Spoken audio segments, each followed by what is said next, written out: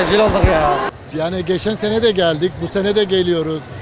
Akşam kitap fuarının vesilesinde yapılan toplantıları, söyleşileri takip ediyoruz.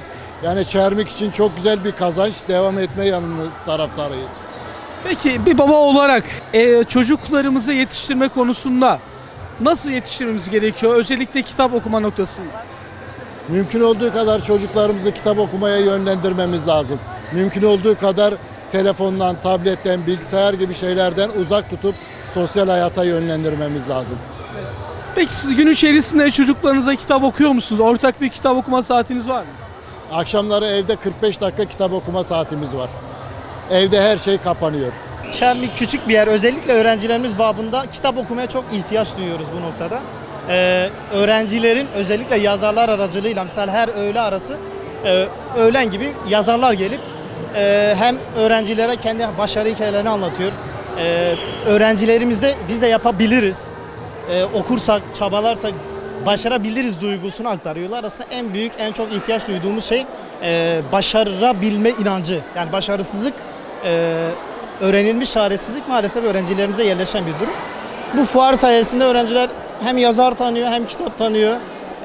Biz de işte kitap alma fırsatı buluyoruz bu şekilde. Çocuklar kitaplarla tanışıyor ve bu dünyanın içine giriyor. Bu açıdan bizim için güzel bir sonuç oldu yani. Muhakkak zaten teknolojinin panzehiri kitaptır. Eğer çocuğa mesela sadece klasik olarak işte teknolojiden uzak dur, yapma demek yetmiyor. Bunun boşluğunu da doldurmamız lazım. Çünkü bağımlılığın boşluğunu doldurmak için yeni alternatifler sunmak lazım. Kitaplar da bunun panzehiridir yani. Çocuklar kitabın vermiş olduğu hazzı alırsa işte bu sefer bağımlılıktan kurtulabilir. Kitap da bunun en iyi yolu. Şimdi teknolojide artık bu kısa videolar, Reels videolar insan zihnine ciddi anlamda zarar veriyor. Yani beyin çürümesine sebep oluyor. Beyin çürümesini de, beyni yeşertmenin de en iyi yolu kitap okuyarak beynimize kelime tohumları atmaktır.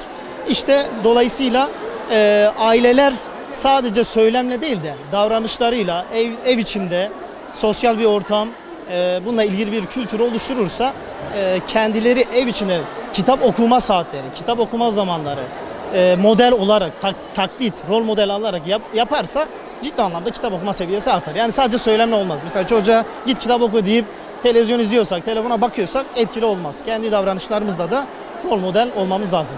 Yani öğrencilerin gelişme açısından köy okullarındaki çocukların kitaplara ulaşması açısından çok önemli.